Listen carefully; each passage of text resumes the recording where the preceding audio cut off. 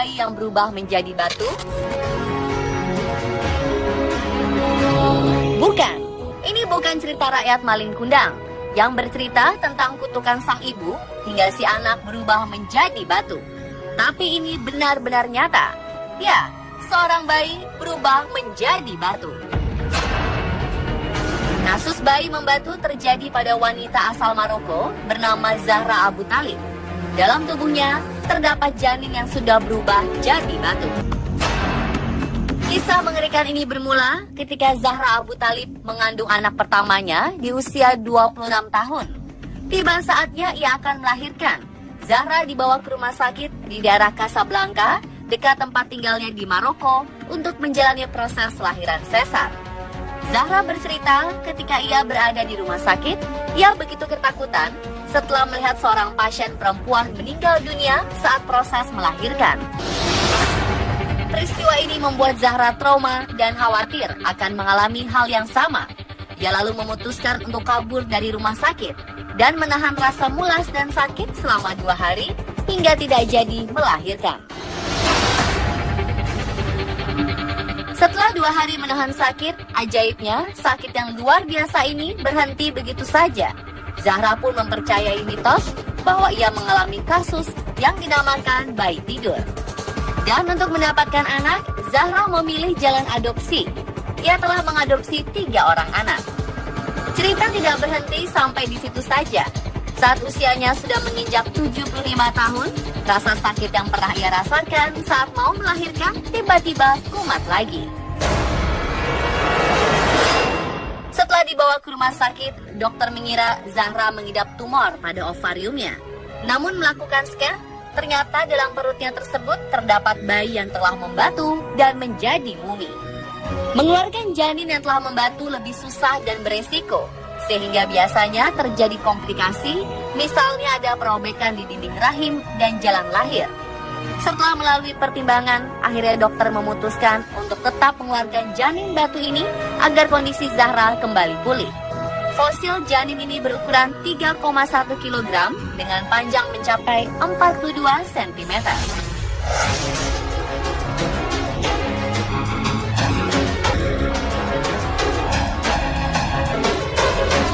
Peristiwa bayi menjadi batu tak hanya terjadi pada Zahra Abu Talib. Dalam kurun waktu 400 tahun, sekitar 300 wanita lainnya di dunia juga mengalaminya. Contoh lainnya dialami oleh wanita berusia 92 tahun di Chili. Di dalam perut nenek ini terdapat bayi yang tak dilahirkan dan diperkirakan telah berusia 50 tahun dalam perutnya. Bedanya dengan Zahra Abu Talib, nenek ini mengaku tidak pernah menyadari kalau ia sedang hamil. Bayi naas tersebut harus menemui ajalnya dengan meringkuk kaku serta membatu.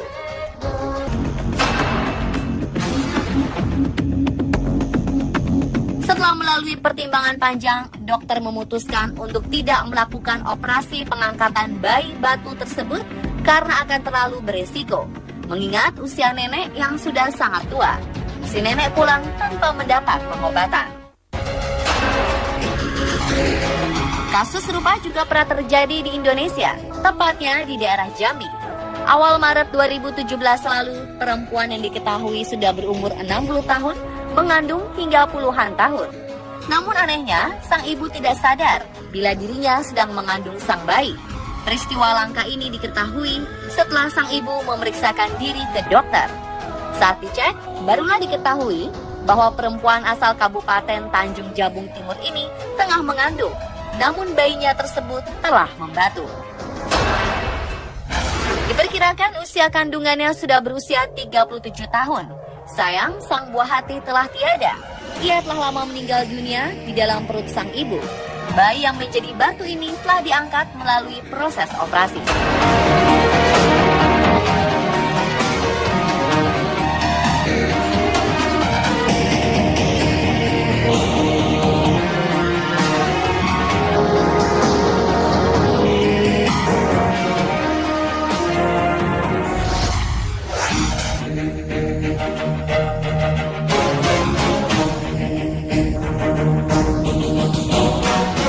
Kisah bayi berubah berubah menjadi batu bukanlah kisah legenda yang tak nyata, seperti halnya kisah legenda maling kundang yang dikutuk menjadi batu. Di dunia medis, fenomena ini dinamakan dengan istilah bayi kalsifikasi, alias bayi yang telah mengalami proses membatu. Kasus tersebut dikenal dalam kalangan medis sebagai lithopedion atau bayi batu. Litho berarti batu dan pedium artinya anak.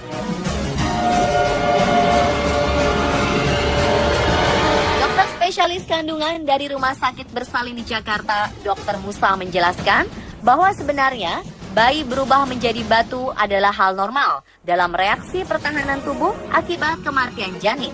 Karena itulah proses kehamilannya pun terhenti dan akhirnya janin di dalam tubuhnya mengalami proses pengapuran. Untuk menghindarkan tubuh ibu dari infeksi sebab busuknya organ sang janin, ia mengalami kalsifikasi atau berubah menjadi batu. Jadi sebetulnya lithopedion itu adalah janin itu sendiri yang kemudian prosesnya karena meninggal. Kalau kecil dia akan diserap kembali oleh tubuh, diresorpsi namanya. Tapi kalau gede, sudah besar, diresorpsi pun tidak akan habis sehingga tertinggallah yang namanya janin tadi. Kemudian dia akan membentuk semacam bungkus yang namanya pengkapuran, kalsifikasi, dan kemudian mengeras. Tujuannya sebetulnya mekanisme untuk tubuh sendiri supaya tidak terjadi infeksi. Nah, pengerasan itu sendiri kemudian disebut dengan lithopedion. Dr. Musa menyebutkan, kasus seperti ini biasanya terjadi pada kehamilan yang tidak disadari, atau biasanya sang ibu tidak melakukan pemeriksaan ke dokter kandungan. Begitu mengetahui dirinya tidak menstruasi beberapa bulan. Akhirnya baru ketahuan setelah sekian lama saat perutnya merasakan sakit yang sangat hebat. Kemudian lithopedion itu terjadi, itu kan ceritanya lama satu, yang bersangkutan tidak melakukan pemeriksaan kepada dokter. Ketahuannya setelah sakit yang luar biasa baru dilihat, baru ada itu kan. Kalau sekarang kemungkinannya untuk terjadi seperti itu kecil. Kenapa? Sebentar-sebentar kita melakukan pemeriksaan dengan USG sehingga begitu janin 8 minggu tidak berkembang, detak jantungnya berhenti, sudah terdeteksi. Jadi tidak akan sempat untuk terjadi lithopedion tadi, kecuali di tempat terpencil, kemudian dia tidak melakukan pemeriksaan USG, ya kemungkinan masih bisa terjadi. Berbeda dengan kasus Zahra Abu Thalib, dia tahu kalau dirinya tengah hamil, namun memilih untuk menahan proses lahiran dan menyimpan bayi di kandungannya selama bertahun-tahun. Kasus tersebut sangatlah aneh dan langka, sebab yang kita tahu, wanita yang telah masuk dalam masa melahirkan tidak bisa ditahan-tahan. Beberapa kasus melahirkan di jalanan, di pesawat, di angkutan umum, atau di perjalanan menuju rumah sakit adalah contohnya. Bagaimana pendapat Dr. Musa mengenai kasus Zahra Abu Thalib ini? Di dalam kehamilan, tentunya hormonal kehamilan yang akan tumbuh atau meningkat. Nah, begitu kehamilan itu cukup bulannya, kasarannya hormonal untuk kehamilannya menurun, hormonal untuk melahirkannya yang meningkat. Sehingga begitu cukup bulan, proses persalinannya akan timbul dengan sendirinya. Tapi ada orang-orang tertentu yang hormonal yang merangsang untuk timbulnya kontraksi supaya melahirkan itu tidak timbul-timbul. Oleh karena itu kalau tidak timbul, ditimbulkan. Jadi artinya kalau proses berjalan terus kemudian kita menahan supaya tidak berjalan, nggak bisa. Diakui oleh Dr. Musa, cukup banyak ibu yang tak menyadari janinnya sudah meninggal, bahkan janinnya membatu atau mengeras. Hal ini terjadi karena kurang pekanya sang ibu, terlebih lagi karena tak ada reaksi penolakan pada tubuhnya. Merasakan mual-mual pun juga tidak bisa dipastikan hamil kalau tidak memeriksakan diri. Ya, sebetulnya kalau kehamilan itu ada dua tanda, subjektif sama objektif. Kalau subjektif itu merasa tidak haid, bisa orang itu merasa hamil sehingga timbul mual segala macam. Tapi kalau objektif tentunya pertama tidak haid, kemudian dilakukan pemeriksaan semacam tes kencing. Nah, kalau tes kencingnya positif, pasti itu akan dinyatakan hamil. Kalau ditambah lagi dengan pemeriksaan USG, di situ akan terlihat buah konsepsi, pasti dia akan dinyatakan hamil. Tapi memang belum tentu orang hamil itu mempunyai keluhan. Tidak semua orang, artinya mual dan muntah tadi belum tentu, sifatnya individual. Jadi tidak berarti orang mual, muntah bisa dipastikan, diartikan bahwa itu hamil, tidak. Bahkan tidak menstruasi atau terlambat menstruasi juga tidak bisa dipastikan hamil. Kalau misalnya orang tidak menstruasi, bisa saja karena gangguan hormonal, sehingga keseimbangannya terganggu, sehingga dia tidak haid, tidak menstruasi, tapi tidak hamil, bisa saja. Jadi cara paling benar untuk mengetahui sudah hamil atau belum adalah dengan memeriksakan diri ke dokter untuk dilakukan USG. Begitu pula dengan tanda-tanda kematian janin di kandungan.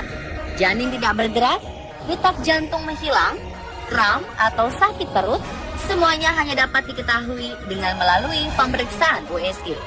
Mendengar kesimpulan dari Dr. Musa, berarti kita semua tidak perlu khawatir akan kasus bayi membatu atau berubah menjadi mumi dengan memeriksakan diri Anda ke dokter secara rutin.